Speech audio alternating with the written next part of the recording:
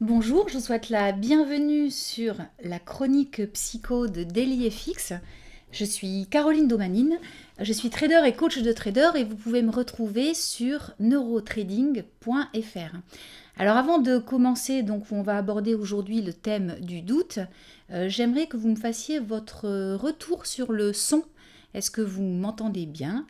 Euh, Voilà, et comme il y a un léger décalage entre le moment où je parle et le moment où vous m'entendez et où vous me répondez, je vais attaquer tout de suite avant d'attendre vos réponses. Donc aujourd'hui, on va parler du doute en trading. Et avant d'attaquer le cœur du sujet, je voudrais dire que tout le monde doute. C'est une évidence, mais c'est parfois bon de commencer par des évidences. Et c'est une notion qui est extrêmement délicate à traiter parce qu'elle est ambivalente. Le doute, c'est un petit peu comme une médaille à deux faces.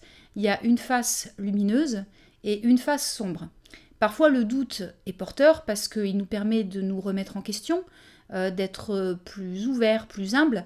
Et c'est nécessaire pour progresser et pour grandir. Par contre, le doute peut aussi nous détruire, et je pèse mes mots, parce qu'il apporte absolument rien de concret, on se sent juste mal, et ça nous pousse à avoir des réactions qui sont complètement inadaptées dans une situation précise. Alors le doute, c'est une notion qui m'est assez chère, parce que depuis environ un an, et d'ailleurs dans un domaine qui n'a absolument rien à voir avec le trading, je l'expérimente jour après jour, et grâce à ça, j'ai compris plusieurs choses. La première, c'est que le doute est systématiquement associé à un espoir. On ne doute en fait que pour ce qui est important pour nous, pour les choses qui ont une réelle valeur à nos yeux. Ensuite, ce que j'ai compris aussi, c'est que le doute naît d'une inadéquation entre l'espoir qu'on a et les feedbacks de la vie. J'imagine un truc, ou je l'espère, et les choses se passent pas comme je voudrais, donc je doute. Et quand on est dans cette situation, la quasi-totalité de l'humanité va se précipiter vers la même idée, qui, même si on ne s'en rend pas compte, devient quasi obsessionnelle, et qui est de l'ordre d'une fascination pour notre propre finitude.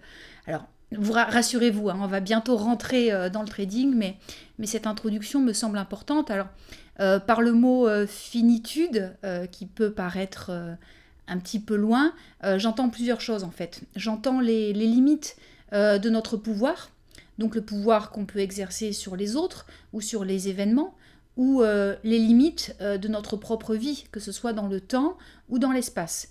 Et en fait, le doute, c'est ce qui nous remet face à notre condition humaine, dans toute notre vulnérabilité. Alors évidemment, c'est très désagréable et souvent fortement chargé émotionnellement. Et en fait, cette charge émotionnelle va être directement liée à l'espoir qui est touché. Plus l'espoir est grand, plus l'espoir est éloigné des feedbacks de la vie, enfin des informations que je reçois, plus on est touché et impacté par le doute. Et à ce moment-là, les émotions qu'on peut ressentir, elles sont de trois ordres. Il y a la peur, il y a la colère et il y a la tristesse.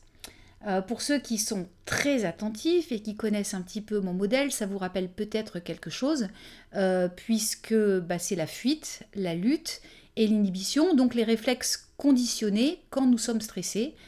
Donc le doute est vecteur de stress. Alors pour vous résumer le truc vraiment de manière très très courte, voilà ce qui se passe. On a un espoir. Cet espoir est remis en question par des événements extérieurs. On doute, on stresse, et donc on rentre dans des réactions qui sont conditionnées et irrationnelles.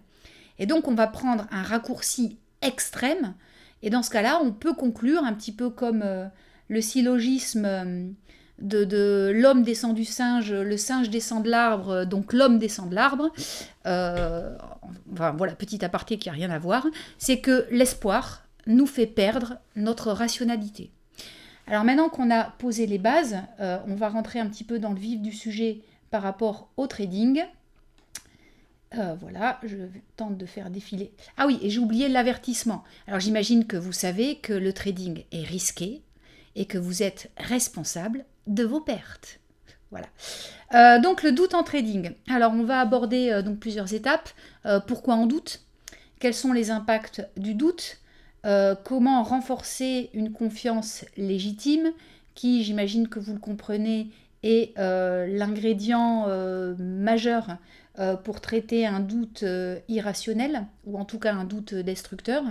On abordera un outil technologique et ensuite on finira avec une notion un petit peu plus psychologique, comportementale, voire philosophique sur les notions d'acceptation et d'espoir. Pardon. Donc, pourquoi on doute? En fait, il peut y avoir plusieurs raisons à ça. La première, c'est qu'on n'a aucune raison d'avoir confiance. Pourquoi vous n'auriez aucune raison d'avoir confiance? C'est tout simplement parce que vous n'avez pas créé les conditions nécessaires pour remplir votre espoir. Vous allez sur les marchés financiers, vous y mettez votre capital et vous n'avez pas la compétence, vous n'avez pas la stratégie, vous n'avez pas de plan de trading. Bref, vous y allez un petit peu la fleur au fusil, comme sur un champ de bataille en 14-18 avec la fleur dans la bouche et le fusil pas chargé. Et puis à ce moment-là, vous vous dites, tiens, peut-être que je ne suis pas à ma bonne place et vous avez peut-être raison. Alors, il y a un commentaire, excusez-moi, je m'arrête puisque il y a Sam qui me demande s'il y a des problèmes de connexion ou si c'est lui. Donc, est-ce que vous pourriez à nouveau, je suis désolée, me faire un retour sur la connexion, sur le son et sur l'image pour que je sache si effectivement c'est Sam qui a un problème ou si ça vient de chez moi. Voilà, on attend de votre réponse et évidemment totalement torturée par le doute de cette réponse, je vais quand même continuer. Donc, vous n'avez pas de stratégie claire, donc aucune raison d'avoir confiance et votre trading est par conséquent assez intuitif. Et avec un trading intuitif, évidemment, dès qu'il va y avoir un événement de marché qui ne va pas dans le sens de ce que vous avez prédit, dans le sens de votre espoir, eh bien, vous allez rentrer dans des réflexes conditionnés et les choix que vous pouvez faire à ce moment-là ne sont absolument pas liés à votre analyse ou à votre rationalité, mais sont liés à votre besoin de vous rassurer. Et ensuite, une autre raison de ne pas avoir confiance, c'est que vous avez une stratégie, donc vous avez déjà fait une partie du boulot, mais vous ne l'avez pas éprouvée. Donc effectivement, ça ne fonctionne pas. Alors j'ai eu des retours par rapport au son et l'image, où ça semble bien. Alors il y a Benoît qui donne une astuce, petite perte de connexion de temps en temps, F5 et hop, c'est reparti. Voilà, bon, à bon entendeur, je continue donc. Donc si votre stratégie n'est pas éprouvée, je disais, vous avez fait une partie du travail puisque vous avez déjà une stratégie, ce qui est bien. Par contre, reste le travail de vous mettre en confiance par rapport à cette stratégie et on abordera ça un petit peu plus tard. Donc ensuite, pourquoi vous pouvez douter quand vous êtes en position sur les marchés? Vous avez une stratégie efficiente. Donc une stratégie que vous avez testée, dans laquelle vous avez relativement confiance sur la durée, mais la configuration de marché n'est pas propice. Alors selon votre unité de temps et selon les périodes de l'année par rapport à une stratégie ou par rapport à un marché, il y a des périodes de vaches maigres. Et ces périodes de vaches maigres, elles peuvent être plus ou moins longues. Et évidemment, ça peut amener du doute sur une position, voire sur un système dans sa globalité. Ensuite, autre raison du doute, vous avez une stratégie claire, vous avez une stratégie efficiente, donc que vous avez testée, vous avez une configuration de marché propice, mais vous n'arrivez pas à appliquer cette stratégie avec discipline.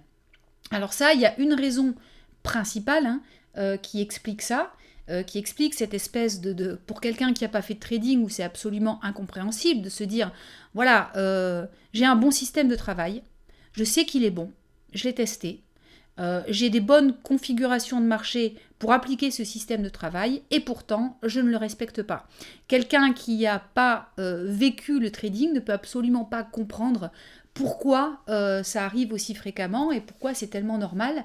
Et il y a une raison principale, c'est l'inadéquation entre la stratégie et l'individu. En fait, voilà, donc ça c'est un très très vaste sujet, l'adéquation entre la stratégie et l'individu, donc je ne vais pas commencer à digresser là-dessus, mais voilà, c'est d'opérer d'une manière qui ne vous corresponde pas, soit par rapport à une philosophie d'entrée qui ne corresponde pas à vos instincts, soit par rapport à une gestion, parce que vous n'êtes pas prêt à perdre ce que vous mettez en jeu, enfin, il peut y avoir beaucoup de raisons à ça. Et donc, qu'est-ce que ça engendre ? Ça engendre de l'impatience, ça engendre un manque de confiance en soi et aussi par voie de conséquence un manque de confiance dans le travail que vous avez pu faire, donc dans le système que vous avez mis au point. Et à ce moment-là, le trader rentre dans des réflexes conditionnés de stress. Alors justement, l'impact du doute sur votre trading. Quand vous allez douter, donc soit sur une position qui est ouverte, soit de manière un petit peu plus diffuse, où vous doutez de votre compétence ou de votre système, le premier besoin naturel et quasi systématique de tout individu en cas de doute, c'est de se rassurer. Parce que je vous rappelle, comme je vous disais en introduction, que le doute n'intervient que suite à un espoir. Et on a un espoir quand quelque chose nous importe. Donc quelque chose nous importe, on espère évidemment que la situation, de manière générale, va aller avec nous, dans notre faveur, et tout nous montre que ça va dans l'autre sens, donc on a évidemment besoin de se rassurer. Donc à ce moment-là, vos pulsions vont vous pousser à agir totalement contre votre raison. Et vous avez besoin à ce moment-là d'avoir raison, tellement le doute peut parfois être violent émotionnellement. Et alors il y a un autre impact corollaire à ça, c'est le refus d'abandonner son espoir, et je reviendrai un petit peu plus tard sur la notion d'espoir. Donc l'impact concret au niveau émotionnel, c'est des réflexes de stress. Donc je vous rappelle les réflexes conditionnés qui sont la fuite, je me casse, la lutte, je casse, et l'inhibition, je suis cassé. Donc ils sont directement liés à des réflexes, à des émotions de peur, de colère ou de tristesse. Et il va y avoir évidemment un impact sur vos choix d'exposition, sur votre gestion et aussi sur la fréquence des trades. Alors ensuite, évidemment, selon le réflexe conditionné que vous allez avoir à ce moment-là, les impacts vont être différents. Par exemple, au niveau de l'exposition, si vous êtes en inhibition, vous allez plus du tout vouloir vous exposer, vous allez juste être complètement flippé et la fréquence de vos trades va être extrêmement faible, alors que si vous êtes dans un réflexe de lutte, à l'opposé, eh bien vous allez prendre une exposition très très forte et prendre de gros risques et aussi potentiellement largement augmenter la gestion de vos trades et avoir une gestion qui est très très très très très risquée. Voilà pour les impacts du doute au niveau de votre trading. Donc, les émotions que vous avez, j'en ai déjà parlé, c'est la peur qui vient d'un sentiment de danger et d'insécurité. Ça peut être la colère qui vous fait rentrer donc dans des comportements qui sont agressifs.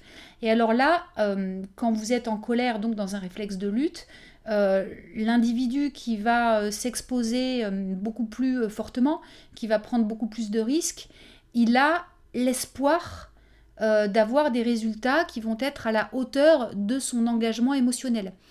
Donc concrètement, le gars va augmenter son exposition et d'une part, il va espérer profondément sortir vainqueur, pour des raisons émotionnelles tant que pratiques ou financières évidentes, mais aussi puisque son espoir a changé.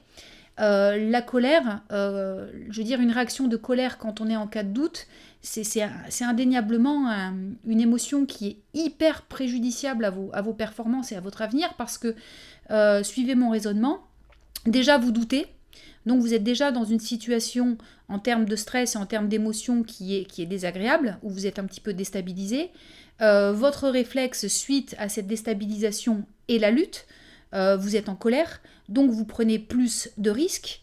Et alors, l'espoir que vous allez avoir à ce moment-là est encore plus grand que celui que vous aviez à la base, sachant que en plus vous êtes moins stable que vous l'étiez à la base. Donc je veux dire, les moins s'accumulent un petit peu, lourdement. Donc autre réaction, c'est le découragement. Donc ça typiquement c'est un réflexe d'inhibition. Donc là, voilà, vous en pouvez plus quoi. Vous êtes laminé, vous avez envie de tout laisser tomber. Il y en a ras-le-bol. Voilà, j'y arriverai jamais. Je suis bon à rien. Et enfin, le dernier, ça va être le déni. Donc ça, c'est effectivement une réaction au doute, mais qui n'est pas directement une réaction de stress. Ah, on me dit qu'il n'y a plus de son. Alors, une fois de plus, le doute m'assaille. Je ne sais pas si ça vient de la personne qui marque ça ou si ça vient du serveur de Delifix ou de moi. Donc, est-ce que vous pourriez à nouveau me dire si vous entendez correctement? J'en suis désolée. Donc le déni, je disais, n'est pas une réaction de stress, c'est une réaction qui vient d'un autre niveau de conscience, qui vient en fait, pour tout vous dire, du mouton, donc de l'instinct grégaire, et qui viendrait de la dominance. Et donc quelqu'un qui va rentrer dans le déni, en fait, il refuse, il doute, mais il refuse ce doute. Donc il refuse de se confronter au problème. Il refuse de se confronter en fait au feedback des marchés ou au feedback que la vie lui renvoie. Et donc, par voie de conséquence, il ne va pas développer les ressources nécessaires pour la réussite. Donc c'est un mécanisme de protection qui vise principalement à protéger l'ego plus que l'espoir.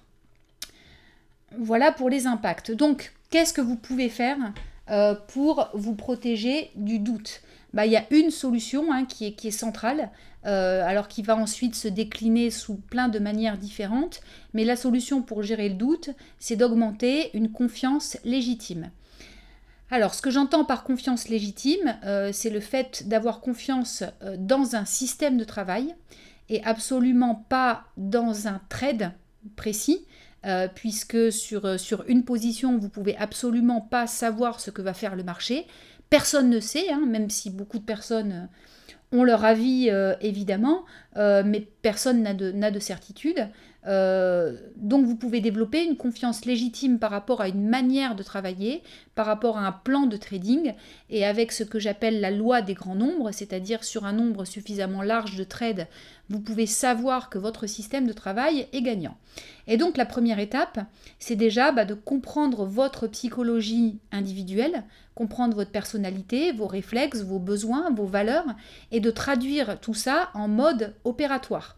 C'est d'ailleurs le travail que je fais en clientèle quand je fais des profilages, c'est de prendre le profil de l'individu et de traduire ce qu'est la personne en action de trading proprement dit, tant au niveau opérationnel que stratégique.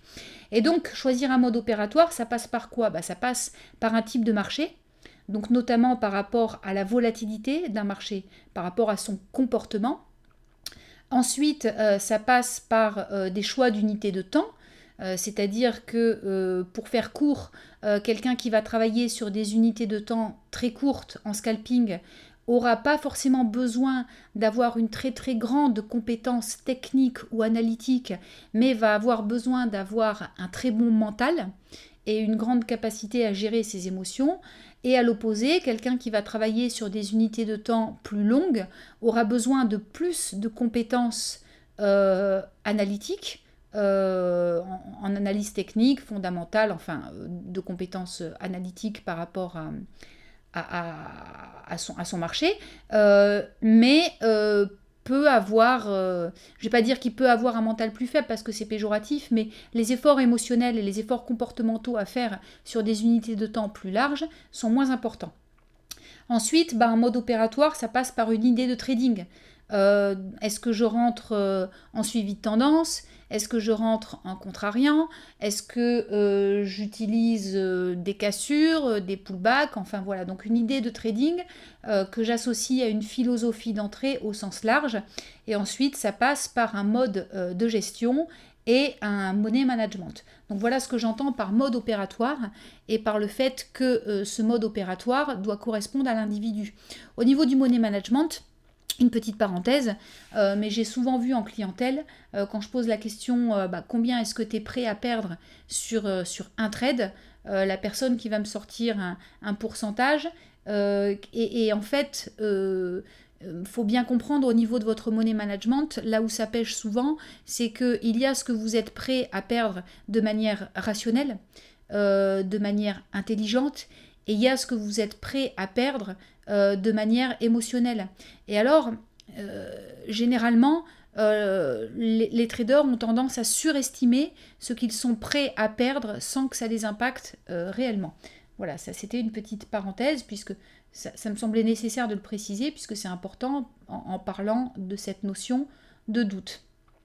Donc ensuite, une confiance légitime. Une fois que vous avez fait comme ça ce travail global d'esquisse, on en est vraiment à un schéma général, à une esquisse de système, il va falloir sélectionner des indicateurs qui vont être efficients par rapport à cette esquisse. Pour garder cette métaphore donc de l'esquisse et du dessin, voilà, on va dire que là, avec le système opératoire, vous avez dessiné au crayon à papier, grosso modo, les grandes lignes. Là, il va falloir commencer à tracer les traits et à y mettre un petit peu de couleur. Donc, les indicateurs, ça passe par quoi? Ça passe déjà par un choix en termes de quantité. Et alors, la quantité d'indicateurs, qui induit évidemment la quantité d'informations que vous allez avoir à votre disposition pour prendre une décision, doit tenir compte de votre délai de réflexion. Si vous avez des unités de temps très courtes, que vous travaillez en scalping, vous avez peu de temps pour analyser et pour réfléchir avant de rentrer en action. Donc, vous devrez forcément, par voie de conséquence, avoir moins d'informations à analyser pour prendre une décision, parce que si vous avez trop d'informations, c'est quasiment la même chose que si vous en aviez pas du tout, puisque instinctivement, et dans le sujet qui nous occupe, qui est le doute, au moment où vous allez être un petit peu déstabilisé, vous allez choisir inconsciemment les informations que vous avez envie de voir et vous allez occulter celles qui vous dérangent. Donc ça revient à dire que c'est comme si vous n'aviez pas de système ou pas d'informations du tout. Donc vraiment sélectionner la quantité d'informations en adéquation avec votre temps de réflexion et votre capacité à analyser ces informations est extrêmement important. Et donc, ça va venir répondre à votre besoin de certitude. Alors, certitude, une fois de plus, pas par rapport à l'issue d'un trade, mais certitude par rapport à une confiance légitime que vous pourriez avoir sur un système de travail. Et donc, la deuxième question sur ces indicateurs, évidemment, c'est leur qualité. Les informations que vous avez, sont-elles largement soumises à interprétation ou sont-elles assez binaires? Et donc, c'est ce qui vous permet d'établir un cahier des charges assez clair pour l'entrée. Alors, je sais qu'il y a beaucoup de personnes qui travaillent sur des figures, donc avec du chartisme, et je dis absolument pas qu'il faut éviter, mais par contre, quelqu'un qui va choisir ce mode d'analyse aura un travail préliminaire à faire qui va être très important, puisqu'il y a vraiment un petit peu comme un catalogue de figures à se faire et quasiment un mode opératoire pour chacune des figures retenues et choisies pour pouvoir établir un trading qui soit calibré, qui soit clair et qui soit gagnant sur la durée et qui justement vous permette de vous protéger de vos espoirs et de vos doutes. Alors ensuite, je note, c'est une phrase qui me semble importante, je préfère rater parfois un bon mouvement que souvent prendre des positions hors cadre. Alors, Ça pour une raison extrêmement simple, c'est que quand vous commencez à ouvrir une porte et à prendre des positions qui sont en dehors de votre cadre, bah évidemment, il n'y a plus de limite, quoi. J'ai envie de dire, c'est open bar, youhou, c'est la fête, quoi. Et à ce moment-là, bah, c'est vraiment tout ce que vous avez de plus instinctif et archaïque qui va s'exprimer sur les marchés. Ça peut être plaisant tant l'individu à ce moment-là se sent vivant, mobilisé, je veux dire un petit peu comme dans une guerre de tranchées. Par contre, est-ce que c'est propice à la performance? J'émets de sérieux doutes là-dessus. Donc ensuite, troisième étape, la confiance légitime va venir grâce à la mise en place d'une politique de gestion qui est adaptée. Donc ça passe grosso modo par deux grandes idées. La première, c'est techniquement, hein, enfin je veux dire économiquement, est-ce que ma politique de gestion est en capacité de gagner? C'est-à-dire est-ce que j'ai un bon équilibre entre mon risk-reward et mon pourcentage de profitabilité? Et ensuite, j'évoquais un petit peu tout à l'heure, est-ce que je suis réellement prêt à perdre ce que je mets en cause sur les marchés financiers, sur une ou plusieurs positions qui vont être prises en même temps. Et donc, une fois que vous avez donc votre dessin qui est terminé, donc vous avez votre système esquissé, une politique d'entrée, un bonnet management, eh bien il est temps de confronter ce système a une réalité et donc ça peut passer par le biais de backtests. Alors au niveau des backtests, les backtests c'est un gros sujet et probablement que je ferai une chronique complète uniquement sur ce sujet-là. Pardon. Mais donc globalement, voilà, vous devez déjà vérifier plusieurs choses. La première, c'est d'avoir une bonne base de données. C'est-à-dire que si vous faites des backtests sur des tics qui sont filtrés et qui ne correspondent pas au broker ou au marché sur lequel vous travaillez, bah, votre backtest, il ne va pas vous servir à vous prémunir du doute, ou en tout cas ce sera une illusion, puisque les bases d'informations sur lesquelles il sera fait ne correspondent pas à la réalité passée. Ensuite, donc, vous pouvez faire des backtests, soit des backtests manuels, soit des backtests par des simulateurs. Il y a plusieurs outils qui existent et je vais revenir donc sur un outil technologique dans quelques instants. Et donc ça passe aussi par des experts advisors qui peuvent vous aider dans votre gestion et qui peuvent systématiser un petit peu votre gestion, notamment avec des calculateurs d'exposition, donc où vous configurez vos outils technologiques avec ce que vous êtes prêt à perdre et qui donc par rapport à la distance d'un stop va automatiquement calculer la taille de votre position. Et ensuite donc évidemment par une politique de risque qui sera standardisée et donc ça passe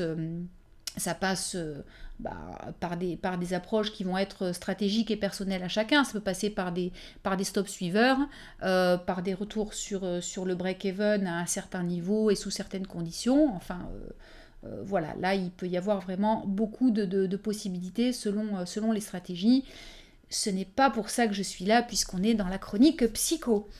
Donc une confiance légitime passe aussi, donc là on revient sur un aspect plus cognitif et psychologique que technique, sur l'anticipation et l'acceptation des périodes compliquées. Je veux dire, quel que soit le système, aussi bon soit-il, je le dis et je le répète, il y a des périodes où ce système ne gagne pas. Il y a des périodes où ce système perd. Et ces périodes peuvent être plus ou moins longues. Ça ne veut pas forcément dire que le système est foutu. Ça peut vouloir dire ça, hein, mais pas forcément. Donc là, il y a des critères à délimiter pour décider à partir de quand je considère que mon système doit être remis en labo, entre guillemets, ou quand les pertes voilà, font partie du boulot. Et c'est pour ça que je reviens un petit peu sur cette question de backtest, ou faire des bons backtests. C'est vraiment aidant parce que ça permet aussi de voir par rapport à des niveaux historiques de performance d'un système, si dans la période de doute, le doute est légitime ou la perte fait partie des moins de ce système. Donc, de manière un petit peu plus simple, sans passer par des backtests, anticiper les périodes compliquées, ça passe par l'analyse des signaux passés. Donc ça peut se faire de manière totalement manuelle, hein, pour quelqu'un qui n'est pas technique ou qui ne souhaite pas s'équiper de logiciels spécifiques. Là, ça passe un petit peu, comme dit mon frère, voilà, on prend son bâton de pèlerin et puis on part à la recherche des signaux passés. Les plus nombreux possibles, parce que je vous le rappelle, une confiance légitime émane de la loi des grands nombres. Ça veut dire qu'il faut avoir un large éventail de trades. Et alors là, de manière manuelle, c'est reprendre les signaux passés et puis voir ce qu'ils ont fait et comment ils auraient dû être gérés. Et donc ça passe par cette confrontation. Aussi, si vous avez un système qui est déjà opérationnel et que vous ne le respectez pas, eh bien vous pouvez travailler aussi de cette manière-là à analyser les signaux passés et de confronter ce que vous avez fait et ce que vous auriez dû faire, ce que votre système préconisait, entre guillemets. Ça, c'est un exercice que j'ai fait avec plusieurs personnes en coaching, où je les ai accompagnées évidemment pour le faire. Et enfin, il y a souvent, je rigole parce que je préfère le prendre avec humour qu'avec gravité, mais il y a souvent vraiment ce moment où on sent que le mec, il a un moment de solitude quand il prend son tableau Excel, qui voit, voilà, donc voilà ce que j'ai fait ces 3 dernières semaines, où concrètement, le travail, il n'est pas, il n'est pas hyper satisfaisant. Si j'avais respecté ce système de trading que j'ai monté, voilà ce que ce système aurait fait, où généralement il y a des résultats qui sont beaucoup plus enthousiasmants. Voilà, le gars à ce moment-là, il vit un certain moment de solitude, mais alors même si c'est pas forcément simple à vivre sur l'instant, c'est porteur, puisque là on est dans du doute justement qui est constructif. Puisque le trader ne va plus forcément douter de ses règles, mais il va douter de la manière dont il les applique. Et quand il a vraiment une confiance légitime dans des règles de trading, il y a quand même une grosse partie du boulot qui est déjà fait. Et ensuite, donc dernière idée par rapport à l'anticipation des périodes compliquées, qui permettent donc de délimiter des scénarios d'invalidation Ah oui, je marquais scénario d'invalidation de scénario et je lis bêtement. Donc des scénarios d'invalidation. Voilà, quand il se passe ceci sur mon marché, eh bien je sais que je dois sortir. Ou c'est pas forcément selon votre stratégie, vous n'avez pas forcément besoin de sortir sur le stop, parce qu'il y a certaines personnes qui mettent ce qu'on appelle des crash stop, hein, c'est-à-dire le stop, voilà, que s'il se passe une catastrophe, mais qui vont délimiter des critères de sortie qui sont des critères d'analyse. Et donc une confrontation avec la réalité permet de délimiter ces scénarios où il faut sortir. Voilà, donc on va aborder maintenant un outil technologique qui fonctionne sur MT4 et aussi sur la Ninja Trader. Et si je me rappelle bien, FXCM a aussi la Ninja, qui s'appelle Strategy Quant. Donc Strategy Quant, en fait, j'ai écrit un article il y a 2 jours là-dessus en préparant justement ce webinaire sur la manière totalement improbable dont j'ai découvert cet outil. Pour ceux que ça intéresse, vous avez qu'à aller voir sur le blog. Bref, donc Strategy Quant, c'est un outil technologique qui va vous permettre d'une part de coder et de tester une stratégie pour pouvoir accroître légitimement votre confiance dans cette stratégie. Donc ça passe par plusieurs étapes. Ça passe évidemment, j'en parlais déjà un petit peu tout à l'heure, par l'obtention d'une base de données antique qui soit fiable, c'est-à-dire toute la période que vous allez backtester, est-ce que les datas que vous avez pour faire ces tests sont fiables. Donc ça, entre parenthèses, donc j'ai marqué des tics à télécharger qui sont pas chers, même gratuits si je me souviens bien. Vous pouvez avoir donc les tics non filtrés de Dukascopy par Datasuite. Enfin voilà, donc ça c'est entre parenthèses. Donc, Strategy Quant va vous permettre aussi de traduire une idée de trading en code parce qu'il y a des blocs de construction qui sont incorporés à l'outil et donc tout un panel d'indicateurs. Alors, il n'y a pas tout, hein, évidemment, puisque le nombre d'indicateurs possibles est absolument faramineux, mais il y a quand même beaucoup d'indicateurs possibles qui sont disponibles sur Strategy Quant. Alors, une fois que vous avez comme ça monté une stratégie, et que vous avez une bonne base de données pour tester sur le passé cette stratégie, eh ben, il suffit plus que de l'analyser avec des tests de robustesse sur votre stratégie. Alors pardon, excusez-moi, des vieux restes d'un petit cadeau de mes enfants la semaine dernière, bref. Je dis il suffit de... Je tiens quand même à préciser que Strategy Quant, technologiquement, c'est un outil qui est assez difficile d'accès. Il est hyper technique. Moi qui ne suis pas très très bonne en technique, je ne l'ai jamais caché à personne, j'avoue que je m'y perds un peu sur Strategy Quant et que voilà, je suis bien contente d'avoir un pur geek comme frère parce que enfin voilà, c'est important de le savoir.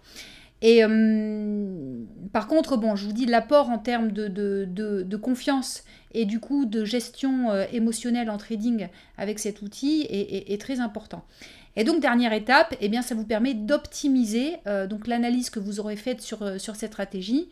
Vous allez pouvoir l'optimiser avec Strategy Quant et donc avoir une politique de gestion qui sera adaptée à la politique d'entrée et au marché sur lequel vous souhaitez travailler. Alors, entre parenthèses, je fais un petit peu la page pub, parce qu'il ne faut pas se leurrer, hein, je suis un petit peu là pour ça quand même. Hein. Donc le 2, 3 et 4 novembre, on fait une formation donc avec Olivier et avec Nicolas Aleski de Trading Lab à Paris, justement pour vous aider à créer un système conforme à votre personnalité. Ça, c'est ma partie. À renforcer votre confiance légitime par rapport à ce système avec plus ou moins d'outils technologiques. Et donc ça, c'est la partie d'Olivier. Et donc évidemment, où il parle de stratégie quant pour que vous puissiez être autonome là-dessus. Et d'avoir des outils, une bibliothèque de robots et d'outils de gestion avec Nicolas. Voilà, la page pub est terminée. Donc, dernière idée donc, par rapport au doute, c'est l'acceptation. Donc je le dis et je le répète, aucune stratégie n'est parfaite et vous devez l'accepter avant même de rentrer dans un trade, avant même d'appliquer cette stratégie en réel. Vous devez accepter le fait que eh bien, vous n'aurez pas toujours raison, ce n'est pas possible. Et je vois trop de personnes qui, dès qu'elles sont en perte latente, ou dès qu'ils enchaînent quelques pertes, le doute, et je veux dire un doute d'angoisse, qui vous ramène donc vers des réflexes de fuite, de lutte, d'inhibition ou vers du déni, sans qu'il y ait réellement de raison fondamentale et rationnelle à ça. Donc, le trader doit faire, même d'ailleurs entre parenthèses, lorsqu'il automatise sa stratégie, le trader doit faire un véritable travail d'acceptation de sa propre vulnérabilité. Et ça, la vulnérabilité, c'est aussi un gros pavé qui mériterait d'ailleurs aussi peut-être une chronique, entre parenthèses, puisque nous sommes profondément vulnérables au marché, c'est une évidence. Le seul moyen de se prémunir par rapport au marché, eh bien, c'est d'avoir un système, qui qui nous en prémunissent. Voilà, excusez-moi, je me suis pris un petit peu les pieds dans le tapis dans ma phrase. Et donc c'est aussi d'accepter le fait que votre système est faillible et que c'est une évidence. Et donc cette acceptation, de travailler cette acceptation quotidiennement, va vous permettre de prendre de la distance sur le résultat immédiat. Parce que l'important, c'est d'avoir une confiance légitime sur la durée, sur la loi des grands nombres, et pas une confiance sur un trade. Et alors, travailler l'acceptation, ça passe par énormément de choses et pas uniquement par rapport à votre trading ou aux différentes actions techniques ou analytiques que vous pouvez avoir.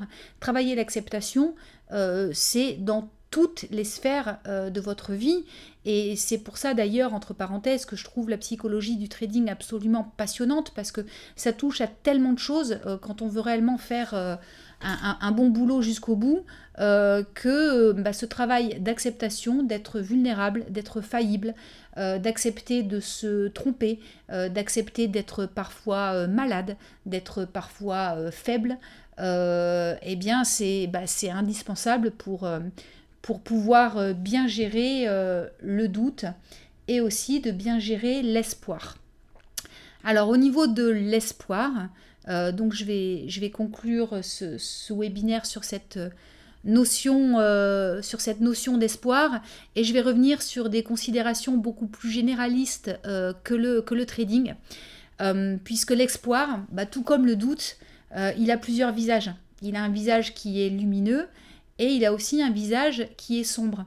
Et ça me fait penser un petit peu à l'enfer de Dante, c'est pour ça là sur le slide, je vous ai mis des références qui sont des références littéraires et qui visent aussi un petit peu à vous faire prendre du recul et à travailler l'acceptation au sens large. Et alors dans l'enfer de Dante, le gars qui arrive devant la porte des enfers, il voit écrit « Toi qui entres ici, abandonne tout espoir ». Alors le mec, une fois qu'il a lu ça, il n'est pas pressé de rentrer, hein, évidemment. Et puis je trouve que cette phrase, c'est un petit peu comme si, au bout du compte, l'espoir, c'était le fondement même de la vie.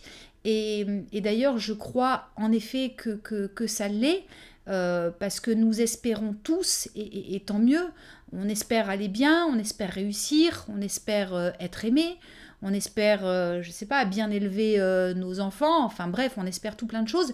Et nos espoirs sont directement issus de nos valeurs. Et c'est ce qui nous définit et c'est ce qui nous pousse à regarder vers demain et à construire. Tout comme le doute, à un moment donné, un doute qui est positif nous amène une remise en question qui peut être bénéfique tant ça nous pousse à évoluer et à grandir. L'espoir, c'est ce qui nous permet concrètement de nous lever le matin et de regarder vers demain. Mais bon, parfois, l'espoir, ça peut aussi être la pelle avec laquelle on creuse notre propre tombe, puisqu'un espoir irrationnel, un espoir fou et non négociable, a évidemment énormément d'impact au niveau émotionnel. Et alors, quand l'espoir se transforme en exigence, quand il devient impétueux, ou tyrannique, et bien à ce moment-là, l'espoir nous écrase et on devient un petit peu, un petit peu comme Don Quichotte qui va se battre comme des moulins à vent, ou comme Wendy dans 100 ans de solitude, qui est un personnage que j'adore, qui croit avoir découvert le secret de l'alchimie et qui en devient complètement fou. D'un autre côté, un espoir, même un espoir fou, c'est pas que de la souffrance. Je veux dire, dans notre société, comme tout au long de l'histoire, toutes les sociétés ont connu ces modèles bien réels qui ont fait de leur espoir fou des réussites extraordinaires. Je veux dire, si on prend vraiment des gens qui n'ont rien à voir avec le trading et qui sont issus d'horizons divers, qu'on prenne Madonna, qu'on prenne oui, Steve Jobs, qu'on prenne Gandhi ou Mandela, eh bien tous étaient animés par un espoir indéfectible, un espoir fou, et aucune réussite spectaculaire ne se fait sans espoir. Et donc ça me fait penser à la phrase que vous connaissez tous de Martin Luther King, I have a dream. Et oui, j'ai un rêve. Et sans ça, bah, évidemment, la vie est quand même un petit peu moins sympa à être vécue. Alors évidemment, je ne suis pas bien placée pour vous dire où vous devez placer votre curseur en termes d'espoir. Puis d'ailleurs, vous n'êtes pas là pour ça, hein. Mais je souhaitais finir ce webinaire par une question qui me semble être la question importante en fait dans cette notion du doute et qui va être une question volontairement large et philosophique puisque je voue une grande passion à la philosophie, c'est qui possède l'autre? Est-ce que c'est vous qui possédez un espoir ou est-ce que c'est votre espoir qui vous possède? Voilà, j'en termine mon exposé sur cette phrase un petit peu énigmatique. Et donc maintenant, je vais prendre quelques instants pour regarder les questions que vous avez pu éventuellement me poser pendant cet interminable monologue.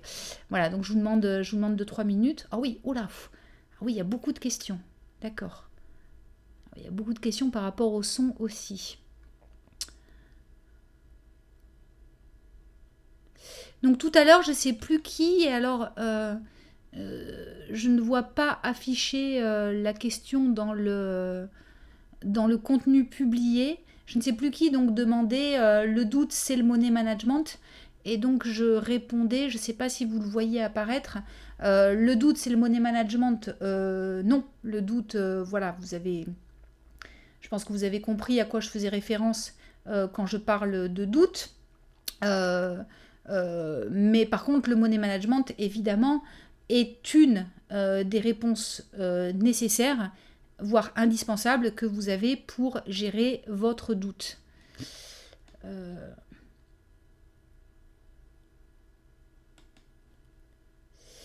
Alors là, j'ai une question intéressante, mais qui n'apparaît pas apparemment encore dans le contenu publié. Bon, bref, donc cette question c'était comment distinguer la peur du doute. Alors c'est... je réfléchis 2 secondes. Bah, disons que... j'allais dire une bêtise, j'allais dire toute eau est liquide, mais tout liquide n'est pas de l'eau, sachant que c'est pas vrai, toute eau n'est pas liquide, elle peut être gazeuse, solide, enfin bon, bref, j'étais en train de m'emmêler les pieds dans le tapis.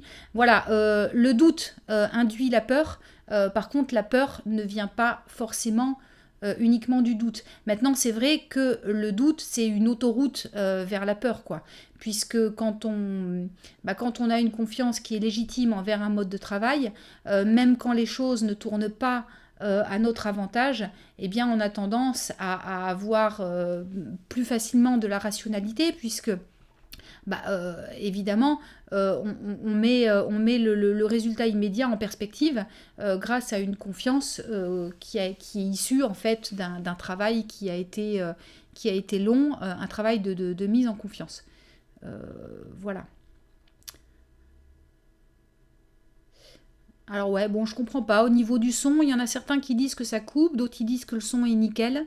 Écoutez, je sais pas, ça peut peut-être voir avec votre connexion.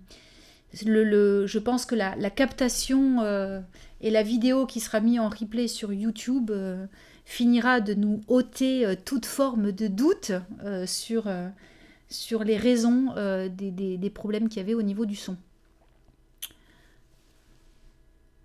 Alors la peur peut être utilisée comme un indicateur d'opportunité. Alors c'est Sam qui dit ça, la peur peut être utilisée comme un indicateur d'opportunité.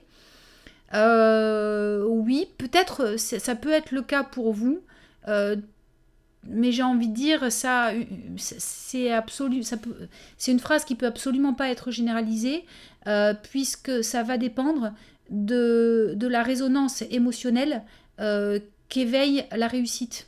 C'est-à-dire que là, ce que vous me dites, ça me fait un petit peu penser à la peur de gagner que ressentent certains sportifs de haut niveau, une fois qu'ils sont bien préparés et qui savent qu'ils ont vraiment toutes les cartes en main pour réussir.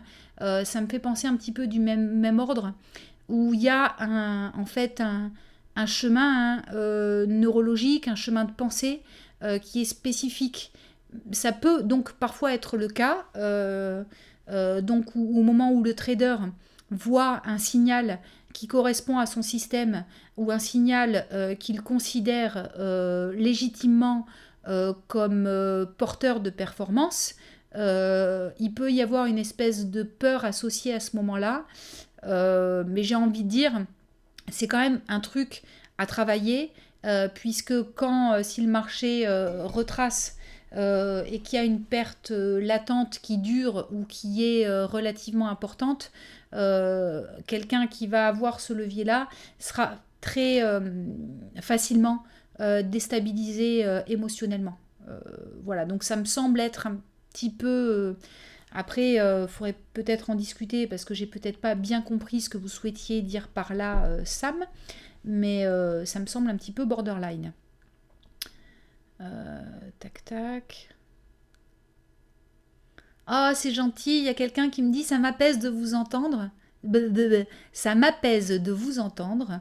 Vous pourriez pas nous faire une émission tous les matins avant de démarrer? Ah bah non, moi monsieur, tous les matins, moi le matin, je trade dans mes charentaises et je suis absolument pas... D'ailleurs, entre parenthèses, le matin, je n'ai absolument pas cette voix-là. Hein, n'imaginez pas ça. Voilà, donc c'était une petite blague. Comment ne pas perdre sa rigueur? Ouf. Écoutez, là, j'ai botté en touche, hein, parce que c'est un gros sujet qui pourrait faire aussi... décidément, il y a beaucoup de sujets qui peuvent faire l'objet d'une chronique. La rigueur, la discipline, évidemment, c'est quelque chose que je vais aborder et bientôt, puisque c'est un des thèmes phares. Voilà, donc pour cette chronique où il nous reste à peine quelques minutes, je vais botter en touche. Tac.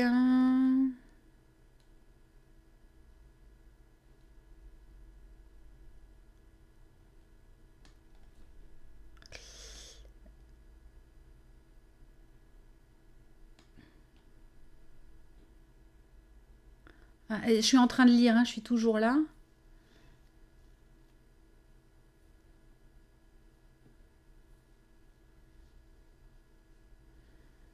Alors ouais, donc dernière question. L'espoir n'est-il pas intrinsèquement lié à nos désirs? Dans les deux cas, savoir que l'on peut faire ou avoir est une preuve de maturité. Qu'en pensez-vous? Notamment par rapport au trading. Merci. Une fois de plus, réponse de Normand. Alors oui, de toute façon, oui, l'espoir est lié au désir. Après, c'est vrai qu'on a tendance, je veux dire, syntaxiquement ou linguistiquement ou étymologiquement, peu importe, bon bref, à lier le désir à quelque chose de plus corporel. Et l'espoir à quelque chose d'un petit peu plus élevé, d'un petit peu plus cognitif. Mais c'est toujours pareil, un désir ou un espoir fort sur une vision long terme et porteuse. Je veux dire, je reviens à cette phrase de Martin Luther King, I have a dream. Et alors quand il dit ça, I have a dream, c'est qu'il rêvait d'une société dans sa globalité. Et j'ai envie de dire, il rêvait à un point d'arrivée qui était lointain.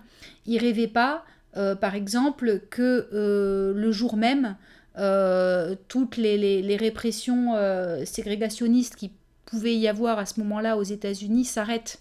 Il rêvait pas à un résultat immédiat. J'en reviens aussi, par exemple, à Gandhi ou à Steve Jobs ou à Madonna, je crois que c'est les exemples que j'ai pris tout à l'heure. C'est des gens qui avaient un espoir fou de réussite mais de réussite, j'ai envie de dire, globale ou de réussite par rapport à une idée ou par rapport à une carrière. Ils n'avaient pas un besoin ou un désir de réussite immédiat aujourd'hui. Et ce qui vous plombe dans votre trading, ce qui vous met le doute, c'est le refus d'accepter que le désir que vous pouvez avoir aujourd'hui sur cette position, à cet instant, ne soit pas assouvi. Et c'est là où je dis qu'il y a un gros travail d'acceptation à faire, d'accepter que mon désir instantané, mon désir imminent, ne soit pas assouvi. Et donc une acceptation de vulnérabilité et aussi, puisque vous utilisez le terme désir qui est corporel, une acceptation de frustration. Voilà, bon, je vais terminer là-dessus. Écoutez, je vous remercie de votre écoute. J'espère que cette intervention pourra un petit peu vous aider. Je n'ai pas la prétention de penser que ça va changer votre vie, mais que ça vous permettra de voir un petit peu les choses différemment et de mieux gérer au quotidien votre approche. Vous pouvez me retrouver sur neurotrading.fr. Vous pourrez aussi retrouver cette chronique, je pense déjà d'ici ce soir ou demain, sur la chaîne de DailyFX ou sur ma chaîne YouTube. Et alors, si vous l'avez aimé, si vous aimez bien ce que je fais, allez-y, faites-moi de la pub, quoi. Je veux dire, parlez de moi partout. Je veux dire, à vos amis, sur les réseaux sociaux. Enfin, je suis en train de devenir folle. Non, je rigole. Mais pas tout à fait, voilà. Je suis la seule à faire ce que je fais, j'en suis d'ailleurs très très fière. Et donc, si vous estimez que ça vous est utile, n'hésitez pas à faire ma promotion, je ne vous en voudrais pas. Voilà, bon week-end et bien à la semaine prochaine. Voilà.